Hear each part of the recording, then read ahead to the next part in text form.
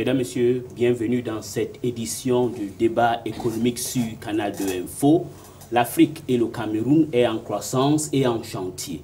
Et dans un pays ou dans un continent qui est en pleine croissance, il y a beaucoup de contrats à être gagnés. Mais le grand paradoxe, c'est que tous ces contrats juteux, dont des fusions et des acquisitions, sont gagnés par des conseils venus de Washington, Bruxelles, Londres et même Paris ou Shanghai.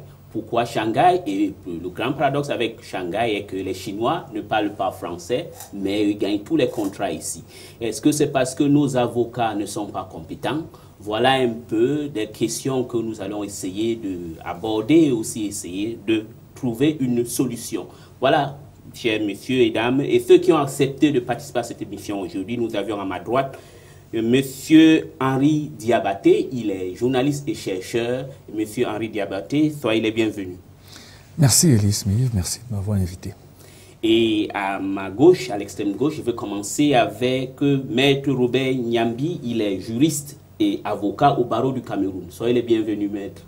Merci Elie, bonsoir et bonsoir aux autres co-panélistes et surtout un bonsoir à mon enseignant, Dr Alaka, à qui je tiens, grâce à lui, je suis ce que je suis aujourd'hui. Et vous voyez que c'est la compétence. Voilà la compétence. Alors, docteur Alaka, vous êtes fiscaliste et vous avez votre étudiant qui est à côté de vous, dont vous êtes quelqu'un de fier. Alors, vous allez un peu, soyez les bienvenus dans notre émission aujourd'hui. Merci Eddie Smith. Ce n'est plus mon étudiant. Maintenant, c'est mon collègue, c'est mon confrère. C'est quelqu'un qui a réussi comme nous voulons et qui doit bénéficier du fruit de sa réussite. Merci de m'avoir associé. Bonsoir à vos téléspectateurs et bon débat. Merci. Comme j'ai annoncé à l'introduction de cette émission, tous les grands marchés sont raflés par des conseils, dont des contrats juridiques et fiscaux au Cameroun et dans beaucoup de pays en Afrique, sont raflés par des cabinets venus de Washington, Londres, Paris, Bruxelles et même Beijing ou Shanghai. Pourquoi? Est-ce que c'est parce que nos avocats ou nos conseils ici ne sont pas compétents, ou peut-être parce qu'il y a aussi un problème d'ordre spirituel ou ordre maçonnique? Il faut qu'on soit très clair. Mais je vais d'abord poser cette question à vous, monsieur Henri Diabaté Mandeng. Vous êtes journaliste et chercheur. Expliquez-nous un peu pourquoi se fait-il dans toutes les acquisitions qu'on a ici. Par exemple, si un chef d'État est en difficulté, il cherche ou il va prendre quelqu'un qui est presque mourant, entre guillemets, pour être son avocat ou pour le défendre. Ah ben, c'est sûr que vous faites allusion sûrement au président Gbagbo. Dans ces derniers moments, il est allé chercher deux avocats qui étaient perclus de maladie, Maître Roland Dumas et Jacques Verzèche, pour le défendre. Mais en fait, c'est un complexe très africain. C'est un complexe très africain qui est lié surtout au marigot de la France-Afrique. On cherche toujours quelqu'un de très commode. On se dit que les avocats étrangers, occidentaux surtout, ont quelques liens de proximité avec les décideurs en Europe, soit ils ont un carnet d'adresses étoffé, soit il y a des liens maçonniques. C'est-à-dire qu'ils bénéficient toujours de la recommandation à un moment. Donc vous voyez, c'est pourquoi en Afrique, vous allez trouver beaucoup de chefs d'État, souvent qui ont 4, 5, 6 avocats, qui sont grassement payés et ils sont payés en liquide. Et c'est souvent extraordinaire. Moi, je connais des avocats qui ont avoué faire 60-70% de leurs bénéfices, des bénéfices de leur cabinet en Afrique, avec une clientèle africaine. C'est incroyable, mais à une époque, toutes les sélections de football africain avec leurs sorciers blancs, maintenant, ce sont les États qui ont le marabout blanc. Les États et les entreprises et les citoyens, il y a de bon ton d'avoir un marabout blanc. Mais le danger, c'est que quand ce type de mercenaires se retourne contre vous, c'est très grave. Le président Biya en sait quelque chose. Maître Christian Barrère-Bournazel, il était l'avocat de Biya, était très en cours au palais d'Etoudi. Et un matin, lorsqu'il a été victime du turnover, on allait recruter d'autres avocats.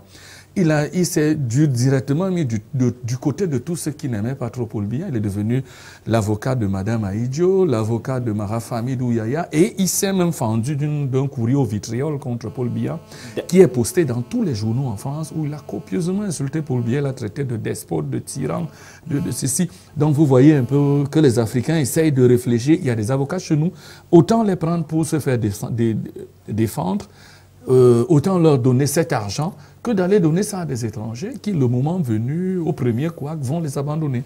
D'accord. Alors, maître, comme vous êtes un avocat, oui, vous êtes là, on doit vous poser cette question. Est-ce que le problème est que vous, les avocats camerounais ou africains, comme par exemple au Cameroun, il y a l'opération Épervier qui a été lancée, vous vous intéressez seulement à cette opération parce que vous avez les 15 millions, ou vous vous intéressez aussi aux voleurs de portables, ou c'est simplement parce que vous avez un problème de compétence?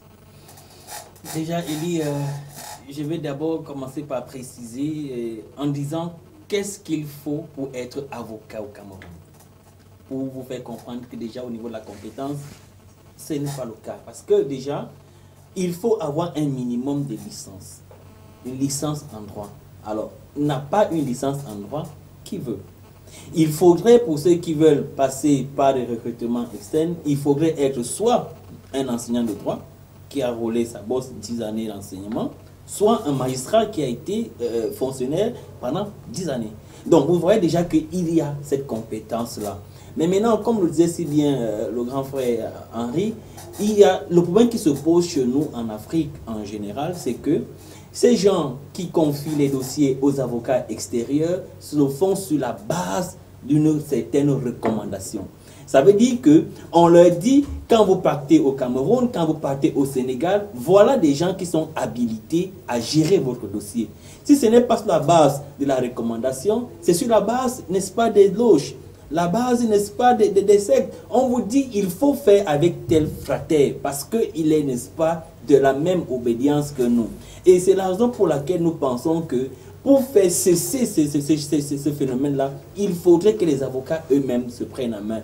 Et pour se prendre en main, nous allons revenir tout à l'heure, quand on va aborder, n'est-ce pas, les essais de solutions, nous allons vous dire ce que nous pensons pour que nous puissions, n'est-ce pas, gagner définitivement nos marchés nous-mêmes en Afrique. Merci, maître. Alors, docteur Pierre Alaka, vous avez suivi les interventions de monsieur Henri Diabaté Mandeng et aussi de maître Robert Nyambi.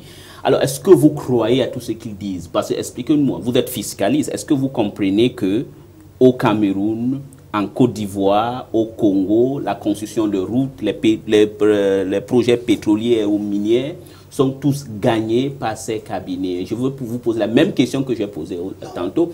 Est-ce que c'est simplement parce que nos avocats, il a dit que pour être avocat au minimum, il faut d'abord avoir une licence. Est-ce que c'est que, oui, ils ont des licences d'une manière frauduleuse et puis s'il faut maintenant aborder ou défendre un cas, ils sont incompétents? Qu'est-ce qui explique ça? Déjà, je partage leur point de vue par rapport à l'aspect sociologique qu'ils ont les uns et les autres développé. Mais je voudrais dire que le problème ne se pose pas seulement pour les avocats, c'est pour tous les cabinets d'études. Il y a les conseils fiscaux, les experts comptables, les commissaires aux comptes, les avocats bien entendu. Et vous allez vous rendre compte que lorsque le problème se pose, on a toujours recours à des cabinets étrangers. Pourquoi on a donc recours à des cabinets étrangers? Moi, je pense que c'est d'abord le fait de la colonisation. C'est la colonisation qui continue.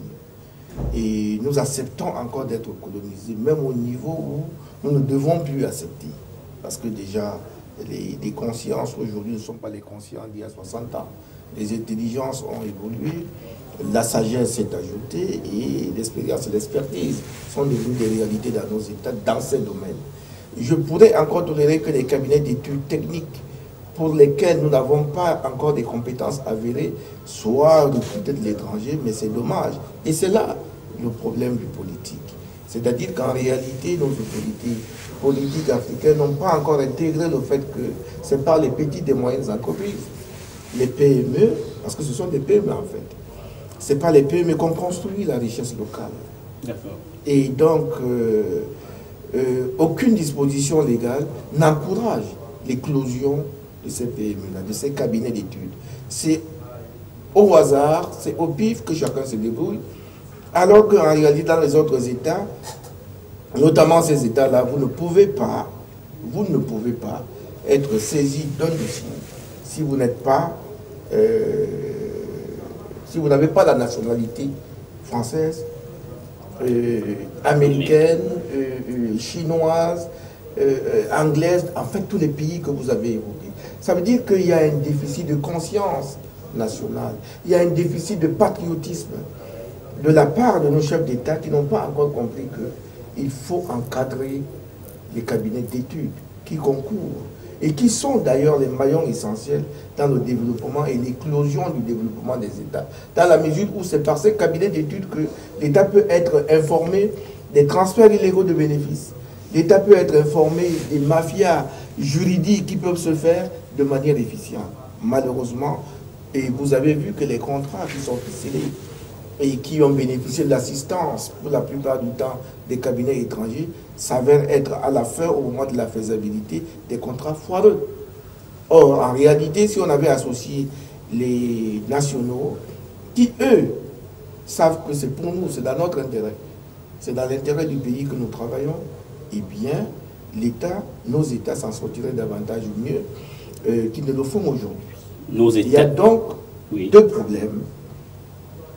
Le problème des multinationales qui imposent leurs conseils, le problème des loges qui imposent leurs conseils dans nos États, parce que, effectivement, ça a été évoqué, et il y a le problème des États eux-mêmes qui ne comprennent pas que aujourd'hui l'expertise juridique doit être le fait des nationaux. Oui, mais docteur, je reste toujours avec vous. Pourquoi, si vous trouvez que c'est le problème des loges ou des recommandations, pourquoi les avocats aussi n'intègrent pas ces loges aussi pour y accéder à ce contrat? Parce que les loges, c'est une question de culture. Moi, je suis Camerounais, dans ma culture bantou, je n'ai pas besoin de me réveiller à 3 h du matin pour prier. Je prie au moment de me coucher et je prie au moment où je me réveille le matin. Je ne vais pas être enfermé dans des choses qui ne correspondent pas à ma culture. On ne va pas m'empêcher de croquer le bon porc-épic parce que c'est une viande rouge. Je n'en suis pas sûr que j'aurai les conséquences. Parce qu'en même temps que je consomme cette viande rouge, je croque mes écorces. Voilà ma culture. Et les lots, c'est une question de culture. Autant je respecte la culture des autres, autant je souhaite que les autres respectent la mienne. Donc s'il faut entrer dans les lots pour gagner des marchés, je crois que c'est encore de la recolonisation. Et encore de la recolonisation. Henri Diabaté, vous dites, je crois, je ne sais pas si vous partagez les mêmes idées que le docteur Alaka qui parle qu'il y a une certaine recolonisation qui vient. Mais pourquoi se fait-il que ces avocats, ces cabinets conseils africains, en particulier en Afrique francophone, vous aimez toujours vous cacher derrière le problème de la France-Afrique ou la recolonisation? Est-ce qu'il n'y a pas un problème réel de compétences parce que c'est la question que j'avais posée à l'avocat tout à l'heure, vous vous intéressez par exemple aux voleurs de portables, ou par exemple au cas du Cameroun, il y a l'opération Épervier, tous les avocats restent, ils n'ont pas le courage d'aller au-delà des frontières ou toucher des grands sujets comme fusion-acquisition ou des contentieux. Non, je ne pense pas, non. À part dans des métiers, des secteurs spécialisés comme les affaires maritimes, le droit maritime, où les avocats ne courent pas les rues, ils sont pas légion. Il faut dire que les avocats camerounais et africains sont largement compétents. La preuve, c'est que si vous allez constater dans tous les grands cabinets en Europe, les avocats africains sont recrutés en grand nombre. Aujourd'hui, ils sont un très très grand nombre des avocats africains qui exercent comme juniors dans de très grands cabinets. Bon, mais le problème qui se pose, c'est que il faut comprendre qu'il y a d'abord la volonté nationaliste. Il faut que les Africains essayent d'évaluer le coût du hold-up fait par les multinationales sur les professions libérales en Afrique. Parce que si on vous dit pas moins de 400 millions de dollars partent chaque année, s'évaporent comme ça, sont gagnés par les cabinets étrangers, cela fait peur. Je vous prends un seul exemple, l'exemple du Cameroun. Est-ce que tu peux donner lors de la privatisation, de la cession des parts de AES, de l'américain AES, dans l'opérateur économique historique, opérateur historique national en matière d'électricité Sonel, la cession a été faite par un cabinet étranger. Yann Lepage, que tous les juristes camerounais doivent connaître, qui est très en cours au Cameroun depuis ces 20 dernières années, était très proche de Maître Volbert. Vous allez constater que c'est sur un marché de presque 435 millions de dollars, son cabinet Auric a perçu 25 millions de dollars.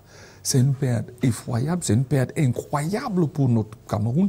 Si c'était un pool d'avocats qu'on avait pris camerounais, on avait obligé la multinationale américaine à se loger, à se domicilier chez un cabinet, à avoir conseil, prendre conseil dans un cabinet camerounais, ça aurait été très bien. La fuite des capitaux, Dr Alaka parlait des transferts illégaux d'argent. C'est incroyable, on ne doit pas l'accepter.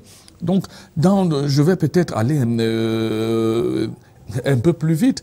Je vous dis, pour Renault, le fabricant français d'automobiles, veut s'installer en Algérie. Il veut ouvrir une filiale, montage et distribution à Oran en Algérie. L'État algérien lui dit non. Pour discuter de cette histoire, il faut un avocat algérien. Alors pourquoi l'Algérie, c'est un État africain? Pourquoi en Algérie, ils exigent, et puis, par exemple, au Cameroun ou au Congo ou en Côte d'Ivoire, on n'exige pas? Le problème, c'est que beaucoup savent que cette réglementation, si elle est appliquée comme cela se fait en Algérie, tous les fonctionnaires corrompus là vont perdre l'argent. Pourquoi? Parce qu'ils préfèrent avoir recouru à un cabinet étranger, accepter que les cabinets étrangers partent, parce qu'ils savent qu'il y aura des commissions, des rétro-commissions derrière. Donc, si ce sont des avocats camerounais, ils auront honte de le faire. Donc, quand ce sont des entreprises étrangères, il y a possibilité de recycler cet argent dans un paradis fiscal très rapidement, à l'abri de tout soupçon. Donc, les mallettes qui circulent là-bas en France, en Angleterre, on ne verra pas.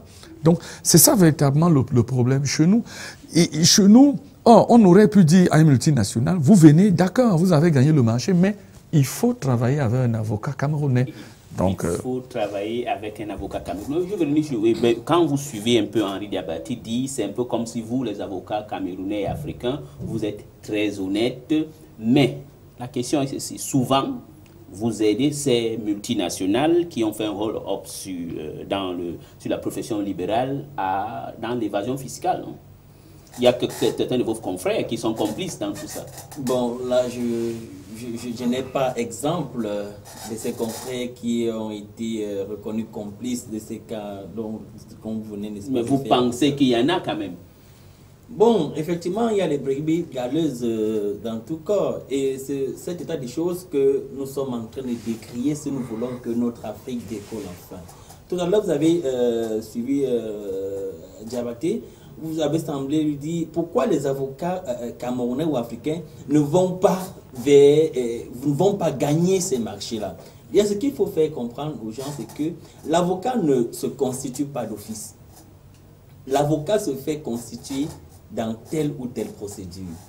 Alors, ce qu'il faut décrire, c'est que ces gens qui viennent en Afrique gagner les marchés passent par le concours de nos autorités, qui empêche que l'avocat africain local puisse, n'est-ce pas, gagner le marché en lieu et place de l'avocat occidental. C'est pour ça que pour vaincre cela, il est temps pour nous en Afrique de nationaliser les choses. De dire comme on fait un peu au Brésil. On ne peut pas arriver au Brésil, on va, n'est-ce pas, gagner un marché étranger alors qu'on n'est pas brésilien. Ce marché d'abord est reconnu aux Brésiliens. Et je vais, n'est-ce pas, embrayer avec une situation qu'on a vécue. Avant l'arrivée de notre bâtonnier Nyekamga, les avocats camerounais étaient pratiquement chiffonnés dans les unités de gendarmerie et de police. Mais lorsqu'il est arrivé, on a eu un cas, un confrère est allé faire une intervention dans une brigade, il a été appréhendé, il a été gardé à vue. Quand le bâtonnier a été mis au courant, il a frappé la main sur la table. Ça veut dire quoi? Ça veut dire que désormais, quand un avocat va, n'est-ce pas, faire une intervention, il est pris avec beaucoup de respect. Alors, il est donc temps pour nous de frapper aussi la main sur la table et de dire, nous voulons notre monopole. On l'a également vu tout récemment avec le président de la Cour d'appel près de la Cour d'appel littorale. On a, n'est-ce pas, un phénomène des agents d'affaires qui sont dans la ville de Douala, alors que la loi, n'est-ce pas, interdit aux agents d'affaires de prester lorsqu'il y a plus de 4 cabinets d'avocats. Or, le bâtonnier camerounais, a pris des choses en main et le président de la Cour d'appel littorale a, n'est-ce pas, pris une décision intelligente, n'est-ce pas, à ces gens, n'est-ce pas, de faire, n'est-ce pas, un travail. Donc, comme pour dire quoi? Comme pour dire que si nous-mêmes, avocats, nous ne prenons pas les choses en main, ce n'est pas les autres qui vont nous faire notre place. Alors, mais je reste toujours avec vous. Est-ce que vous êtes vraiment en train de prendre les choses en main? Pourquoi je vous pose cette question? Parce que vous êtes au courant que bientôt, même les petits miettes que vous avez, il n'y aura plus. Parce qu'il y aura ce qu'on appelle le barreau unique de l'OHADA. Alors là, vous avez totalement raison. Comme l'a si bien dit mon professeur sur le plateau, si nous acceptons, nous sommes morts. Parce que voilà des gens qui veulent maintenant créer, ils ont pris sur eux, des mecs sur pied, le traité OHADA. Consistait à faire quoi? À uniformiser le droit des affaires pour qu'on ait désormais un seul droit des affaires dans les pays qui ont ratifié.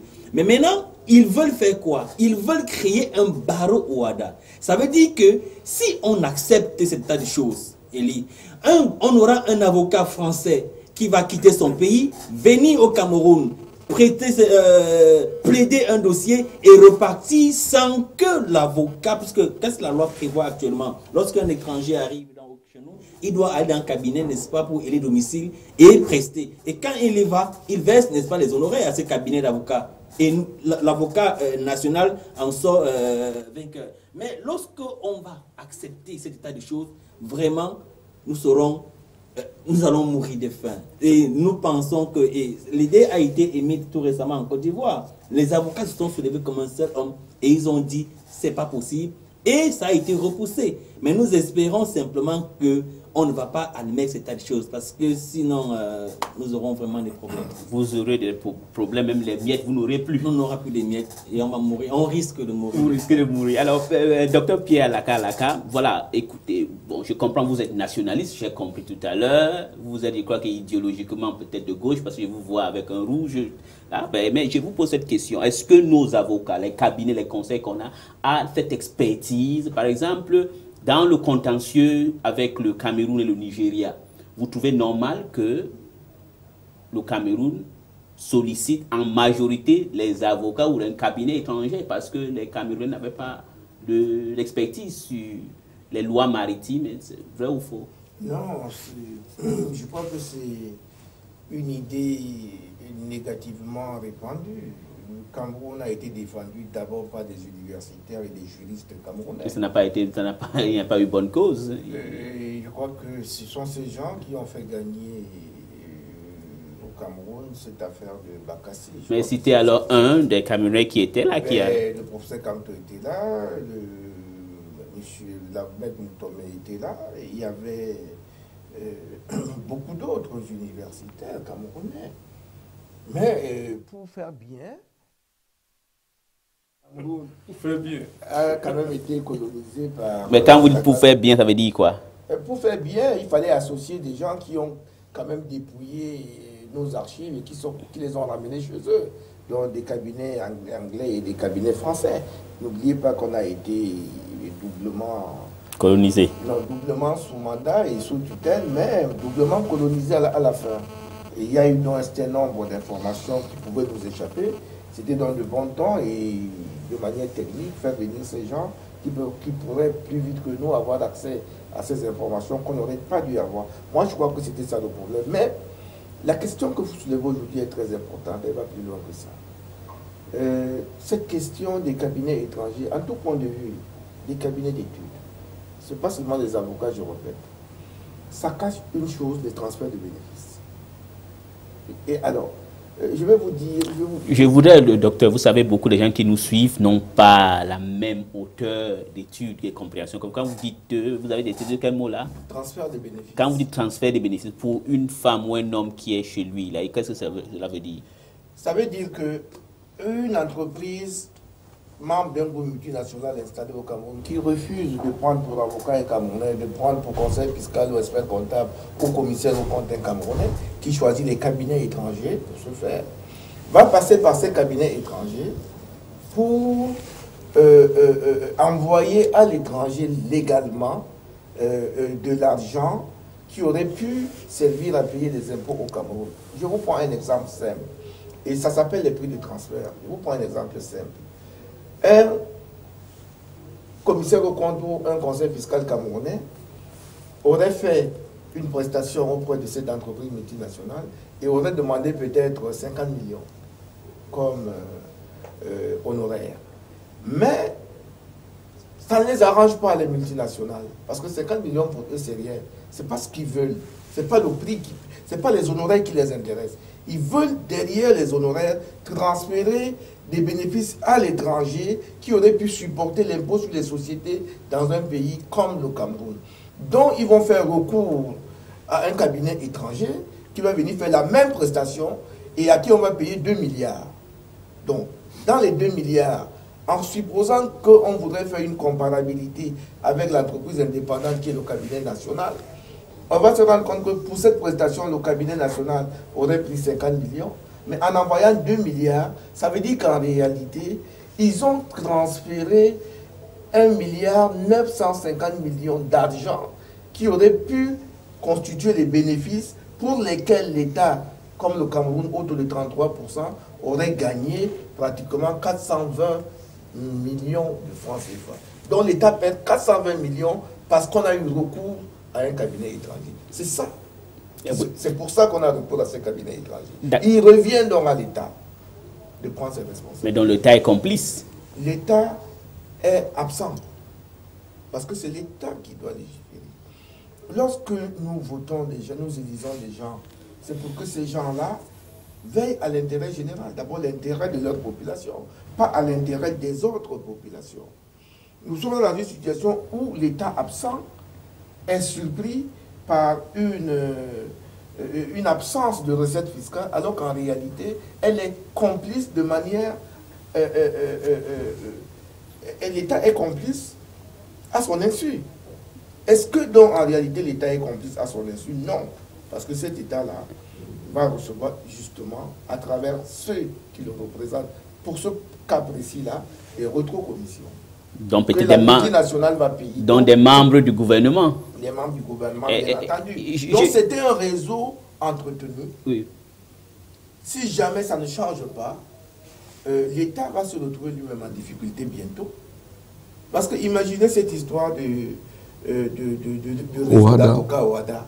Si ça prend encore, c'est foutu. Ça prend encore, c'est foutu. Mais docteur, vous êtes fiscaliste. Est-ce que vous avez le cas d'un cabinet, le nom d'un cabinet occidental, peut-être basé à Washington ou Bruxelles, qui est venu au Cameroun ou dans un pays africain, fait ce hold-up dans le secteur? C'est important de donner un nom. C'est pas qu'ils sont venus, ils sont implantés. Vous avez KPMG, vous avez PricewaterhouseCoopers, vous avez Insignon, vous avez des WTS, vous avez, ils sont nombreux. Ils appellent ça les Big Four pour parler de mon secteur, ou les Big Five, ou je ne sais pas trop quoi. Et malheureusement, là-dedans, travaillent des Camerounais. Or, la réglementation, c'est marque interdit ça. Oui, la réglementation, c'est marque dit, pour être expert comptable, pour être commissaire au compte, pour être conseiller fiscal agréé, il faut avoir l'agrément donné par le conseil des ministres de la CEMAC. Mais ces gens viennent travailler au vu et au su de tout le monde. Et personne ne lève le petit doigt. Voilà ce qui est terrible. Et la réglementation nationale en matière d'avocat dit qu'un avocat étranger qui doit venir travailler ici doit élire domicile dans un cabinet d'avocats camerounais. Malheureusement, dans les autres secteurs des cabinets d'études, il n'y a pas au moins cette disposition qui permet quand même de contrôler les flux financiers qui vont sortir. Voilà. Et c'est là le véritable problème quand on parle d'élargissement de l'assiette fiscale. Voilà le premier secteur qui permettrait l'élargissement de l'assiette fiscale. C'est le premier secteur. C'est le premier secteur qui permettra l'élargissement de l'assiette fiscale. D'accord. On reviendra vers vous tout à l'heure, docteur, mais je reviens vers vous, Harry Diabaté. Vous êtes chercheur et vous connaissez un peu les méandres de la finance et de la fiscalité. Vous êtes frotté avec eux. Mais quand le docteur Alaka dit que l'État est peut-être absent, ou l'État est un peu pas complice ou pas, est-ce que c'est que l'État fait ça sciemment pour quelques individus pour qu'ils profitent. Mais par la nature de l'État, l'État chez nous est véritablement patrimonial. C'est-à-dire que l'État, il y a une coterie qui s'est emparée des commandes de l'État, qui gère les ressources de l'État et qui perpétue un système de domination d'essence néo-coloniale dans tous les États, presque dans tous les États francophones. Ça fait qu'il y a une coterie qui est très liée à la métropole, soit par les liens mystico-mafieux, et qui se développe. Et ça fait que les choses ne bougent plus. Le système est bloqué, le système est ankylosé. Excuse-moi un peu, quand vous dites que mystico-mafieux, parce que ce que je veux, c'est que la dame ou le monsieur qui est entre vous, écoutez, utilisez les mots simples qui comprennent. Quand vous dites mystico-mafieux, qu'est-ce que cela veut dire? J'essaye d'expliquer que cette coterie a installé un système de domination. Et ce système de domination fait quoi? Il fait une sorte de prédation sur les richesses. Et quand je parle de mystico-mafieux, d'entrée, je disais que on va vers les conseils fiscaux, juridico-fiscaux étrangers, parce qu'ils sont réputés être en cheville avec certains milieux très puissants en Europe, en France, en Angleterre, aux États-Unis. Oui, les milieux politiques. On se dit qu'il y a une connexion avérée entre ces cabinets juridicaux fiscaux avec ces milieux politiques. On sait que ces gars ont un carnet d'adresses très étoffé. Je vous ai pris l'exemple de Gbagbo d'entrée, du président Gbagbo. Abidjan, le président Gbagbo connaissait ses dernières heures, mais au pouvoir à Abidjan, mais il est allé chercher Maître Roland Dumas, qui n'avait plus défendu quelqu'un, ça faisait 20 ans. Il est allé chercher Maître Vergès. Bon, en fait, c'est qui se dit, eux, ils sont bien implantés à Paris, ça veut dire ils ont des connexions, ils sont bien implantés à Paris, et ils peuvent renverser la vapeur, parce que lui, dans son intention, il se disait, ça va le rapprocher des milieux politiques français. Oh, c'était une erreur. Ces gens venaient prendre leur argent, ils ont trouvé un naïf qui pouvait gruger. Et ça se passe comme ça partout en Afrique. C'est-à-dire des avocats qu'on va chercher, des conseils fiscaux qu'on va chercher en Europe.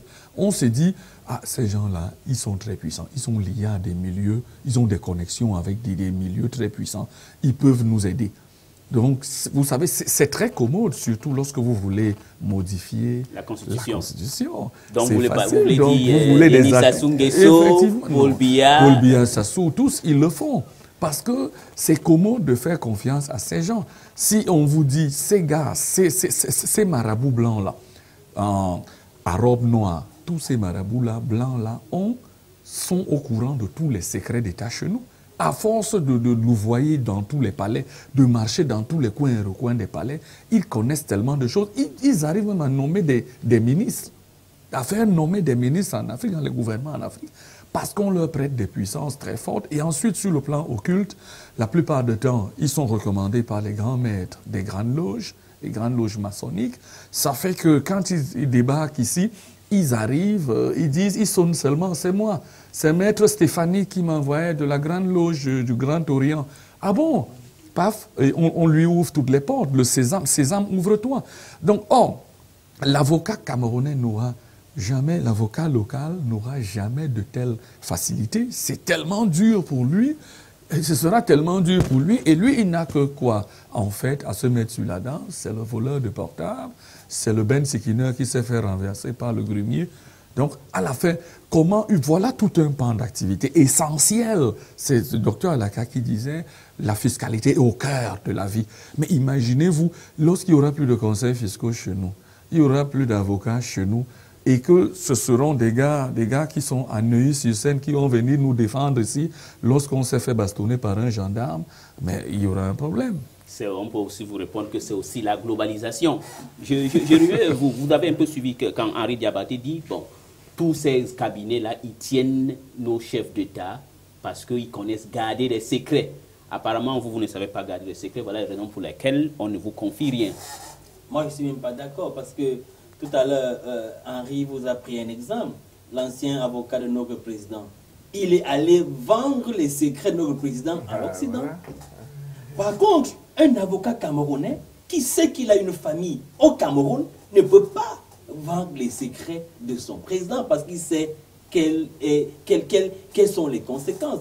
Donc, et le deuxième exemple, sur le cas de Gbagbo, on a vu les VGS passer aux antennes, dire c'est leur tombeau ici en Côte d'Ivoire. Mais ils sont partis. Ils ont eu ce qu'ils ont eu. Avec beaucoup ils sont d'argent. partis. Parce que Gbagbo croyait qu'en les faisant venir en Côte d'Ivoire, les Français, n'est-ce pas, allaient avoir peur et dire non, attendez, il a quand même pris nos frères. Donc, en d'autres termes, vous voulez dire que nos chefs d'État sont des complexés, ils sont encore colonisés dans leur tête. Dabate l'a dit, effectivement, il faut que ce complexe-là cesse.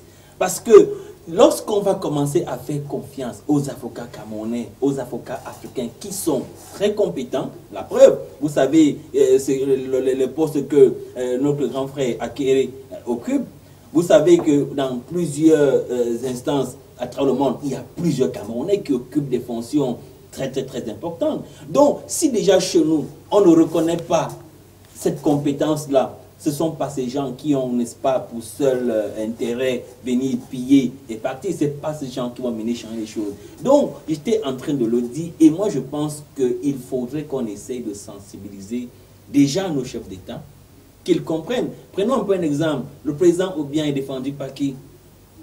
Ce sont les Français. Maître Pardo, je connais Maître Pardo, c'est voilà. un ami. Hein, oui. Et on a même vu un qui est allé vendre, n'est-ce pas, les secrets. Alors que nous savons que la déontologie demeure, le secret professionnel demeure, même lorsqu'on est plus conscient dans une affaire. Mais voilà les gens qui, parce qu'ils ne sont plus en leur sainteté avec un ancien client, partent, n'est-ce pas, divulguer tout ce qu'ils ont eu connaissance pendant qu'ils étaient encore. Donc moi je pense qu'il faudrait qu'on revienne à l'africaine.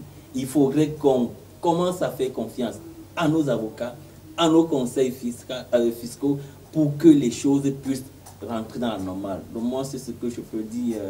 La compétence, il y en a, il faut simplement nous faire confiance. D'accord, docteur Alaka, nous avions beaucoup parlé, les accusations. Maintenant, est-ce que vous pouvez commencer à nous faire une certaine esquisse de solution en tant que fiscaliste? On va faire. Bien sûr, il faut d'abord qu'on arrête de croire que en plein 21e siècle, nous devons continuer à penser que des gens vont travailler avec la couleur de leur peau et non le contenu de leur tête. C'est la première chose. Il faut donc nous décomplexer. Il faut nous décoloniser. Ça, c'est sur le plan moral. Moi, j'ai des amis français de très haut niveau, mais quand je discute avec eux, c'est véritablement sans complexe. C'est-à-dire que, à la limite, c'est à peine si je ne dis pas que vous racontez des conneries. Bon, maintenant, sur les propositions, l'État doit prendre une législation sévère pour protéger l'expertise nationale. Je parle de l'État africain. L'expertise nationale est la seule expertise qui réinvestit au pays, qui peut protéger de manière patriotique les intérêts du pays. C'est la seule expertise qui peut aller au-delà de la compétence. Parce que aller au-delà de la compétence signifie qu'à un moment donné, on met l'intérêt général en avant et on dit qu'il faut aller au-delà, il faut défendre parce qu'il s'agit de nos intérêts, il s'agit de ceux qui nous reviennent de droit. L'autre chose que je pourrais dire, c'est que on en parle tous les jours, c'est la somme de tout ça revient à la corruption.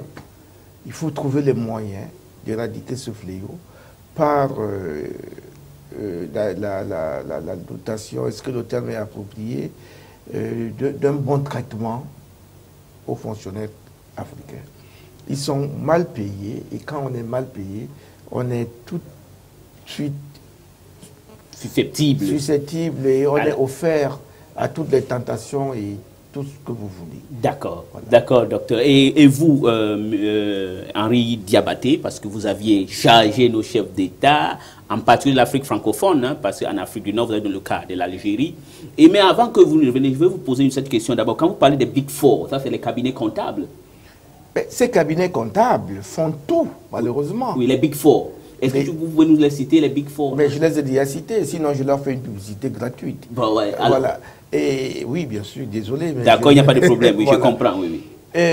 En fait, c'est le nom. En fait, c'est les transferts illégaux de bénéfices, je reviens dessus, qui sont recherchés à travers ces gens-là. Parce que les multinationales s'en servent pour voler nos États, refuser de payer des impôts dans nos États, donner des comptes qui ne sont pas exacts. C'est-à-dire que la singularité de ces gens, c'est de donner des résultats comptables, des résultats fiscaux complètement négatifs, ce qui ne permet pas à nos États de bénéficier des impôts dans leur sol. Une question, est-ce que vous avez un exemple d'un local, un cabinet d'expertise comptable qui peut se rivaliser avec les Big Four? Si vous savez, oui. Sur le plan de la compétence, oui. Moi, j'ai dit sur le plan fiscal, je ne sais pas quel Big Four peut rivaliser avec moi en fiscalité. Merci. Je connais, oui, je continue. Oui, parce que rapidement, en matière comptable, vous avez un expert comptable comme Momo, le docteur Momo, qui est extrêmement futé, je ne vois pas. Et puis quand on regarde à l'intérieur de ces Big Four, c'est des Camerounais que nous avons formés qui travaillent dedans. Et ils viennent facturer. Exactement. Et puis, en fait, c'est des esclaves, quoi. Merci, voilà. Ça c'est un peu fort. Les non, esclaves, c'est pas fort. Bon, écoutez. Vous ne pouvez pas avoir des gens qui travaillent, vous facturez, ils ne savent même pas à combien vous avez facturé, parce que vous devez transférer des bénéfices. D'accord. Et eux, ils se tapent tout le boulot et ils sont payés à la petite semaine. C'est pas normal. Merci, docteur Alakalaka. Et puis, Henri Diabaté, je vous ai coupé la parole tout à l'heure, mais je voudrais que vous nous donniez quand même rapidement quelques solutions. Ben la seule chose qu'il faille faire, c'est quoi? C'est de nationaliser nos professions libérales. Nationaliser, peut-être pas, mais la priorité accordée des règles de préférence pour les nationaux, pour les locaux. Imaginez-vous que lorsque la France va sur le marché international des capitaux, au Nasdaq, à New York, la France lance un appel d'offres à un conseil pour étudier les conditions de rendre l'eau française attractive.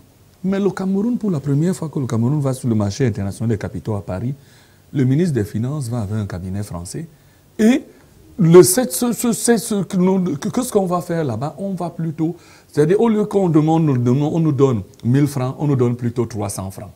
Notre offre est dépréciée parce qu'elle n'est pas attractive. C'est la preuve que faisons confiance aux Camerounais. Faisons confiance aux Camerounais. Alors, on va conclure cette émission avec vous, maître Robert Nyambi. Quel est alors ce que vous pouvez proposer comme solution à ce hold-up que les multinationales ont fait sur nos professions libérales en Afrique francophone et au Cameroun en particulier?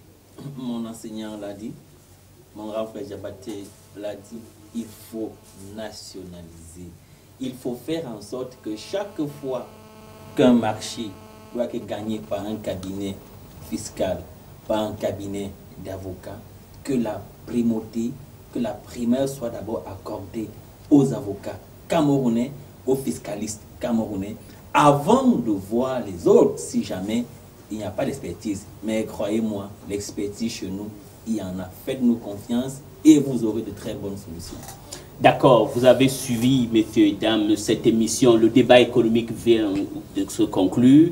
Nous espérons que nous avions essayé aussi de vous faire comprendre un peu le danger de ce hold-up des multinationales sur la société, sur la profession libérale en Afrique, au Cameroun en particulier. Et nous souhaitons aussi que les dirigeants des pays de l'Afrique francophone vont comprendre ce que nos experts ont dit aujourd'hui.